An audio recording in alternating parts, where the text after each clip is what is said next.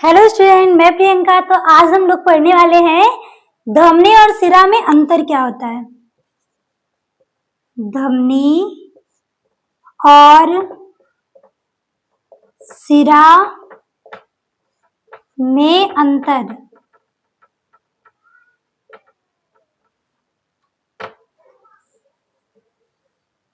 प्यारे बच्चों, ये अक्सर एग्जाम में पूछा जाता है कि धमनी और सिरा में अंतर क्या है। तो आज हम लोग पढ़ेंगे धमनी और सिरा में अंतर क्या है। वन साइड हम लिखेंगे धमनी, डिवाइड करेंगे, और वन साइड लिखेंगे सिरा।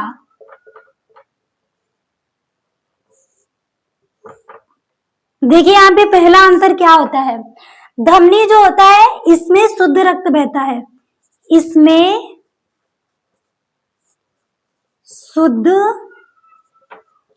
रक्त बहता है। और हमारी सिरा में क्या होता है, देखिए धमनी में शुद्ध रक्त बहता है और सिरा में क्या होता है, इसमें अशुद्ध रक्त बहता है, इसमें अशुद्ध रक्त बहता है। प्यारे बच्चों, धमनी में शुद्ध रक्त बहता है, शुद्ध रक्त मतलब ऑक्सीजन युक्त रक्त, और सिरा में अशुद्ध रक्त बहता है। अशुद्ध रक्त का मतलब जिसमें ऑक्सीजन ना हो, जिसमें कार्बन डाइऑक्साइड हो। समझ गए। अब नेक्स्ट है हमारा धमनी हृदय से रक्त पूरे शरीर में पहुंचाता है। देखिए जो आपकी धमनी है वो हम देखिए ब्लड पंप करने का काम हमारा हार्ट कर रहा है, दिल कर रहा है ना। तो ये धमनी का काम है कि यहाँ से शुद्ध रक्त, जो हृदय में शुद्ध रक्त आया है लंग से, उसको पूरे शरीर में पहुंचाए, पूरी बॉडी की कोशिका तक पहुंचाए। तो ये आपको समझ में आया, धमनी हृदय से रक्त पूरे शरीर में पहुंचाता है। और सिरा क्या करता है, ये शरीर से अशुद्ध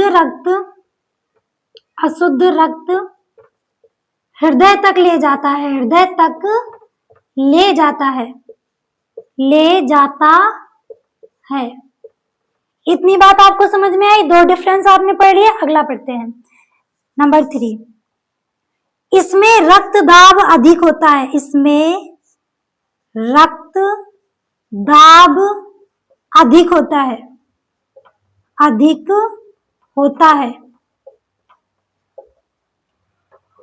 इसमें रक्त दाब कम होता है, इसमें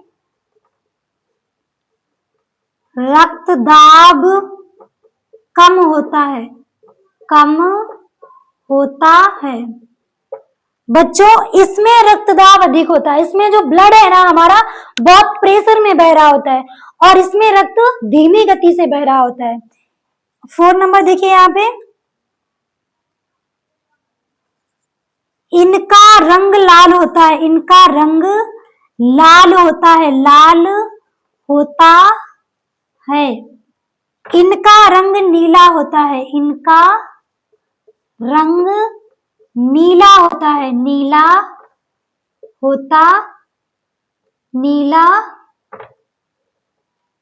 होता है।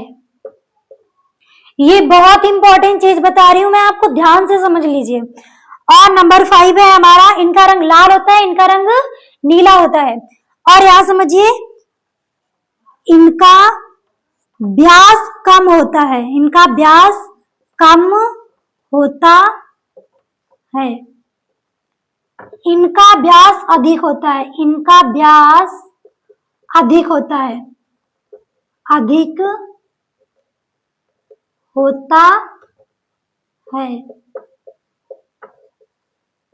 देखिए मैंने आपको रक्तदाब के बारे में बताया, इसमें रक्त जो है बहुत प्रेशर से बह रहा होता है, बहुत स्पीड में, और इसमें रक्त बहुत स्लो बह रहा होता है। इसका रीजन क्या है, इनका व्यास कम होता है। जिसका व्यास कम होगा उसमें प्रेशर ज्यादा होगा, मतलब स्पीड अधिक होगी, और जिसका व्यास अधिक होगा उसकी स्पीड कम होगी।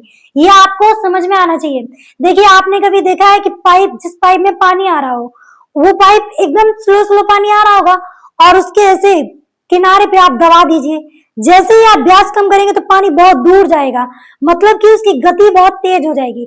तो मैं उम्मीद करती हूँ कि आपको समझ में आया होगा। इनका व्यास कम होता है तो स्पीड अधिक होती है, इनका व्यास अधिक होता है तो स्पीड कम होती है। ये समझ में आया आपको।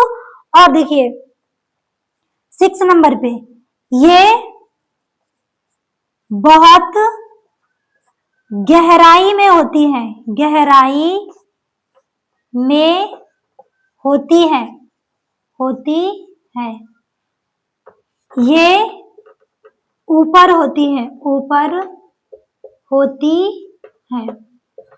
देखिए यहाँ पे जो डॉक्टर द्वारा इंजेक्शन दिया जाता है वो हमारा दिया जाता है सिरा में, वो धमनी में नहीं दिया जाता है। और समझो 7 नंबर, इसकी दीवारें मोटी होती है। कैसी होती है? मोटी होती है। इसकी जो दीवारें हैं बेटा वो मोटी होती है और इसमें कपाट नहीं पाए जाते, और कपाट नहीं पाए जाते, कपाट नहीं पाए जाते, नहीं पाए जाते, पाए जाते हैं। और समझो यहाँ पे, इसकी दीवारें पतली होती हैं, इसकी दीवारें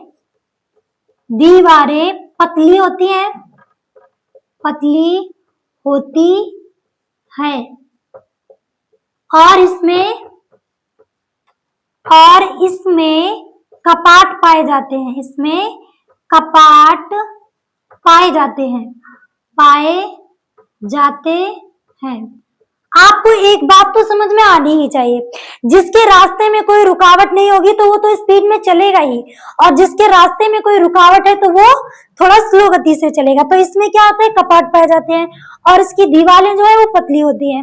इसकी दीवारें मोटी होती है क्योंकि इसमें ब्लड बहुत प्रेशर में होता है, और इसमें मैंने आपको बताया कि इसमें कपाट नहीं पाए जाते, मतलब इसके रास्ते में कोई रुकावट नहीं होती है। उम्मीद करती हूँ कि आपको ये समझ में आया होगा। अगर आप चाहें तो स्क्रीनशॉट ले सकते हैं।